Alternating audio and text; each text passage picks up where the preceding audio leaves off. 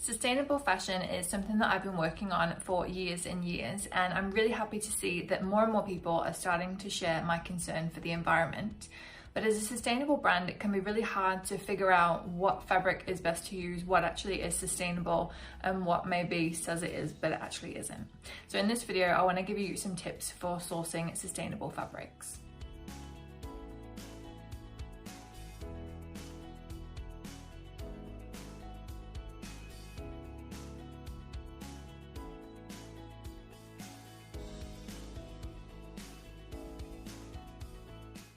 If you're new around here, hi, I'm Vicki, founder of the Fashion Business Coach, the platform that helps small and startup fashion brands to launch and scale successfully. You're watching one of my weekly videos in which we tackle one of the common problems that fashion business owners face and figure out some tips and some things that you can do to move forward with your business. So, sustainable fabrics. Well, the first thing that you need to understand and decide about sustainability is to really define what it means to you.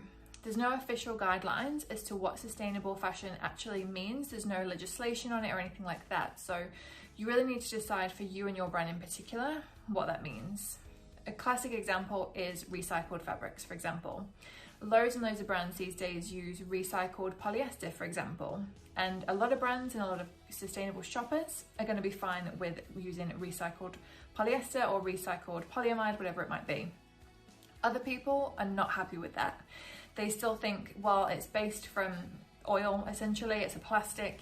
I don't want to be using that at all. I only want to use bio-based fabrics. So really you need to decide from the get-go what your sustainable values actually are and what sustainability really means to you and your brand, and also what it means to your customer as well, because obviously it's them that you're going to be serving at the end of the day. So we need to understand that there's not one sort of safe, so to speak, fabric that you can use. For instance, bamboo could be a great option. It's a bio-based fabric. Bamboo grows really quickly. It uses a lot less water than a lot of other fibers. But there's good and bad in everything. So what's actually more important than looking for a particular fiber is to actually look beyond that and figure out the process in which that material was made. So as I say, bamboo, if we look at that as an example, that actually can use a lot of chemicals in the process, a lot of harmful chemicals in the process of turning it from bamboo plant into actual fabric that we can use. So what we want to do is work with suppliers who can trace the raw materials, they can trace the process of going from that bamboo into a thread that's made into a fabric, and understand each step of the process, and essentially work with suppliers who are actually committed to being better.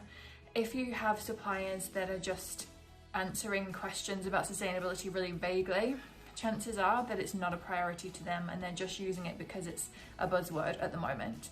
Whenever I speak to a supplier who's excited to work sustainably, they are super excited to answer all of my questions. They want to show me things. They normally have some kind of video or booklet or some kind of further reading because they're proud of what they've achieved. So if someone's just labeled something sustainable and doesn't really give any further details, I'd be a bit suspicious about that. The other thing you can do is to look out for independent certifications. There's a lot of different ones. Two common ones I see are GOTS, for example, and Ecotex.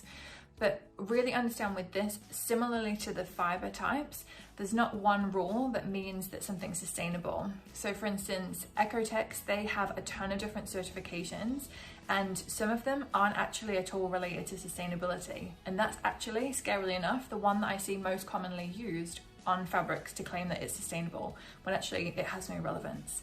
So what you need to do with certifications is make sure you actually go to the issuer, go to their website, email them if you prefer, to actually understand exactly what that certificate means. And then you can decide, going back to that step one, those brand values, you can decide if that makes it sustainable to you or not.